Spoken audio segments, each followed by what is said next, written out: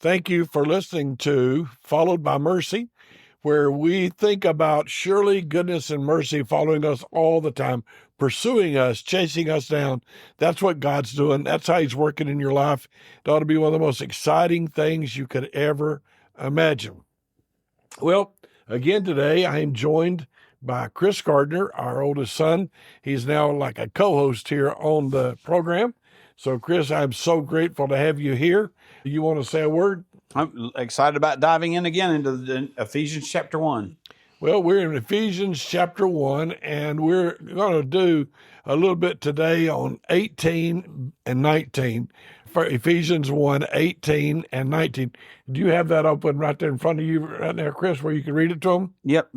Can we start in 17? Okay, sure. So 17, that the God of our Lord Jesus Christ, the Father of glory, may give you the spirit of wisdom and revelation and the knowledge of Him, the eyes of your understanding being enlightened, that you may know what is the hope of His calling, and what the riches of the glory of His inheritance in the saints, and what is the exceeding greatness of His power to usward who believe, according to the working of His mighty power.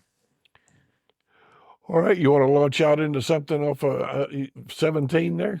Yep. I think that really important, realize that he prayed, but then you got to think about what he's praying for. He's not praying for more stuff. He's not praying for more status. He's not praying for relief. Paul's praying for three things that are vital in the life of every follower of Christ. He's praying for wisdom, he's praying for hope, and he's praying for power. And I think what he's praying for that for them. For them, yeah. It's not even so much of our prayer lives is give me this, give me this, give me this, do this for me. Yeah. And the Apostle Paul seems to be saying, hold on, guys, I'm praying for you. Yeah. And you have to understand what he's praying for them too, because he's praying for wisdom and revelation. He's not praying for information. We live in a day and age where we think if we know more, we're better off. We know stuff other people don't know. We're smart, whatever. He's praying for them to have wisdom and revelation, not information, but transformation. What he's really praying for is that they might be able to see God more clearly today than they saw Him yesterday. And what an amazing thought that is. I want wisdom and revelation for the people I pray for. I want them to know God better today than they knew Him yesterday. The second thing he's calling for is the hope of His calling. Hope is not wishful thinking. It's a confident expectation. It's an assurance that God is writing a bigger story. I have hope in my calling. God's writing a bigger story. I can't whine. I can't complain. And then the third thing is resurrection power. Paul says it's the same power that raised Jesus from the dead. And guess what? His power did not stop the day He raised Jesus from the dead. His power is available today. It's available now for those that call themselves followers of Jesus. So guess what? Chain me to this guard all you want. Guess what? I know who I have believed. I am persuaded that He is able, and the same God that raised Jesus from the dead is going to take every single circumstance that I might be worried about. And that's what he's praying for them. He's praying for wisdom and revelation, the hope of His calling, and resurrection power. I want to real quick run back. You said it, but I want to go back to it. He's wanting them to see Jesus. Yeah. He's wanting them in revelation and the knowledge of Him. He's there. He lives in me. Can I just say to you, I have really enjoyed Him showing Himself to me. I've kind of decided to dedicate the last part of my life, whatever's left, to knowing God like I've never known Him before, and then telling you what He's teaching me. And it's like so much of my life has been lived in a caricature. I need my understanding enlightened. Yeah. I think you need your understanding enlightened. You're listening, and you think God's mad at you, you think God's angry, or you think you've got to please God. You almost see God like He's got a checklist, and He's checking off to make sure you've been naughty or nice. Yeah. That's not what's happening. Yeah. Well, here's the thing. I don't know about you, but if you've ever thought, I don't have what it takes, Paul would stop you in your tracks when you say that. And he would say, oh, yes, you do. because he does.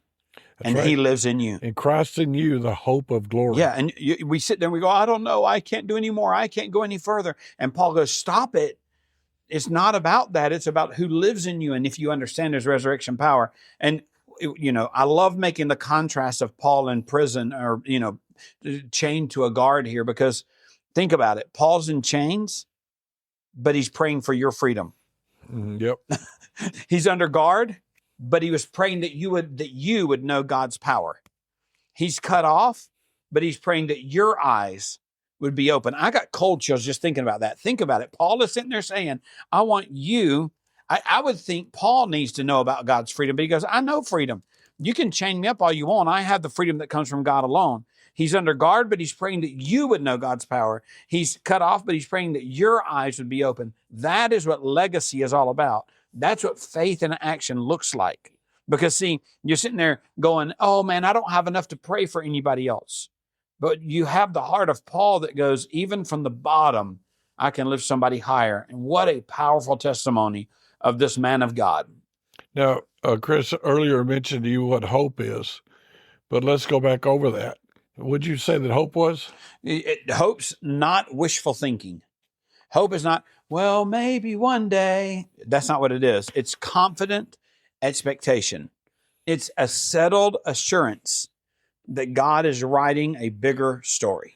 So we are trusting God, not our circumstances. And so Paul says, in hope of his calling, that's not, I hope it works out. Yeah. We use that word hope in our day and time totally different. Paul was saying, I got the call, and I know God's going to do it.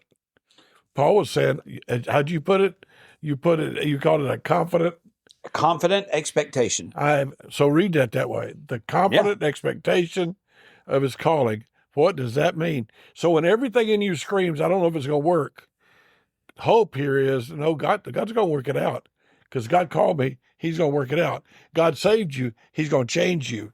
No matter what's happening, you're like the disciples out in the Sea of Galilee when the waters are tossing and everything's there, and Jesus is asleep, and he's like, all he's got to do is stand up and say, that's it, stop it, waves.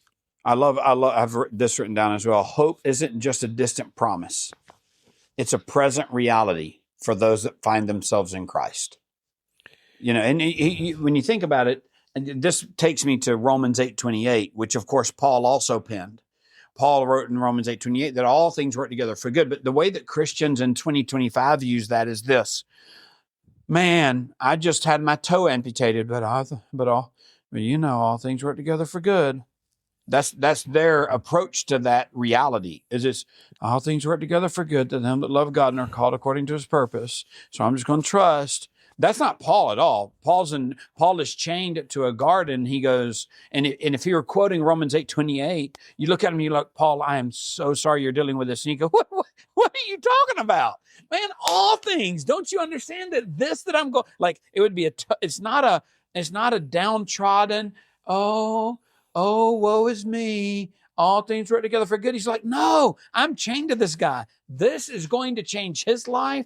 All God's picture is way better. There's a confident expectation in that. I don't know what he's doing, but I know who is doing it. And I trust in that. And so because of that, I really believe that all things work together for good. It's not optimism either. No. It's a confidence in God's power. Absolutely. It's not positive thinking. It's not looking in the mirror and going, I am a great guy and I'm going to have a great day.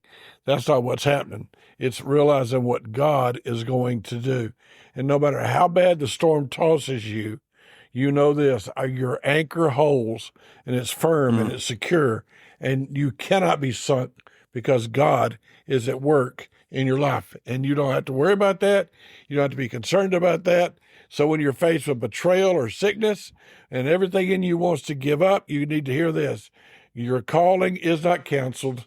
Your future is not insecure. It is secure. It's not a feeling, but a fact rooted in the God of heaven. Okay, I love that. So here's the challenge today. It's about time to cut this one off, right? So we're getting close. Okay, so here's a couple of things to think about today. I want to ask you as a follower of Christ, who are you praying for like this? I would love for you to tell me, who are you praying for like this? And I'd go a little bit deeper and ask you, who are you praying for like this that doesn't or didn't have your last name? Who do you care for like this? Who are you asking God to give wisdom, hope, and power? Because see, we have to understand this. When you pray, I want you to think about the people at the church in Ephesus as they're. Can you not imagine? This is not our email day. They're not looking up tweets and they're not looking up Facebook posts and they're nothing of the sort. Somebody comes in with a scroll ready to read this letter that Paul has.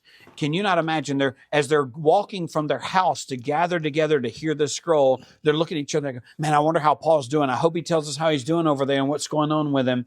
Can you not imagine? You love Paul, you love what he's doing, you love his mission, you're all about him, you care for him, and all of a sudden his letter comes. The expectation, sitting on the edge of your chair listening about Paul, I can just imagine a dad and his wife sitting there with tears streaming down their faces. They're sitting there going, Paul is here in prison, but he's praying for me. And I've lived in a way that he has heard of all of this great stuff about where I'm at. So don't divorce that. Understand what's going on. That kind of gets to me, though, because I'm the one that would be whining. Yeah, me too. I've spent so much of my time whining, and yet Paul had learned, I can trust God. I'm in prison, but I can trust God. Yeah. Everything seems to be going wrong, but I can trust God. Seems like everybody's against me, but I can trust God. Yeah, I think I stubbed my toe. I think I need to whine. And that's what it feels like. But, preachers are preaching, and they're doing it to hurt him and despite him. Talks about that in Philippians, but he's like, it's okay with me. Yep. Because I know that I have the Lord's calling on my life, and I know that God is at work in me. So there's a whole lot of hope here. So, Chris, for the listener today, give him 2 or 3 takeaways right quick. I want you to help him. We got a fellow listener right now. He's beat up. He's lost his family. Life's not going his way, and he needs a word. We have a lady who's been in love with Jesus and wanting to know him, but has been tied up in performance-based religion without meaning to be, and she wants to hear a word. What would you say? Well, I would say, first of all, that choose to look at the thing that you can be thankful for. You get to choose what you're going to think on. You can think about the past that you come from, or you can think about where you're at today and you have something to be thankful for. The hope that you might be able to be with your children again, that you might be able to be with your family again. The hope that, hey, I'm so glad that this performance-based Christianity has been ripped, that the scales are ripping off of my eyes as I'm actually looking forward and seeing the reality of who Jesus really is. I am so glad that happened, because if this had not happened, I would have lived the next 20 years of my life, 30 years of my life under that performance-based religion. Please understand, take this to heart. Understand, be thankful for where God's put you. And can I encourage you, the smallest letter in the alphabet is the letter I. The smallest zip code you're ever going to find is your little zip code, where you're thinking about you all the time and constantly. Think about others. You, in the middle of all his problems, Paul, I cannot even imagine the world of the people that he changed as they were sitting there listening to his letter. Change somebody else's world. Let them know. There's a young man reaches out to me and he said, I just want to thank you for being so faithful at doing this, and this has been helpful to me. That word had nothing to do with him, but when he said that to me, it was an encouragement to me. It helped me. It grew me in the same way. Just look outside of yourself. There's a great business book called Good to Great, and if you're in business, you've read it probably a couple hundred times. But he talks about the problem between the mirror and the window. And as Christians, many times we're looking at a mirror when we need to be looking at a window. We need to stop thinking about ourselves. We need to look out the window and go, who can I be a blessing to? So be encouraged, be a blessing to those that are on the outside, and then look at yourself in the mirror and know this. You are no longer who you used to be. You are now the one that lives in Christ, and you live with his resurrection power. So, I think as I've sat here and we've discussed this, I can see one of the biggest weaknesses in my life has been how often I focus on me. Mm-hmm. I got cancer. My friends canceled on me. Things have turned against me Do you not realize that only drives us deeper and deeper into a pit of pity? And the Apostle Paul would not allow that to happen to him. Joseph wouldn't allow it to happen to him. No matter what happened, he kept a good attitude. He kept looking at Jesus. And so today, that's what I challenge you to do. Let's get our eyes off ourselves and look unto Jesus, the author and finisher of our faith. Well, thank you for listening to Followed by Mercy. And if it's been a blessing to you, share it with somebody else. Thank you for being here.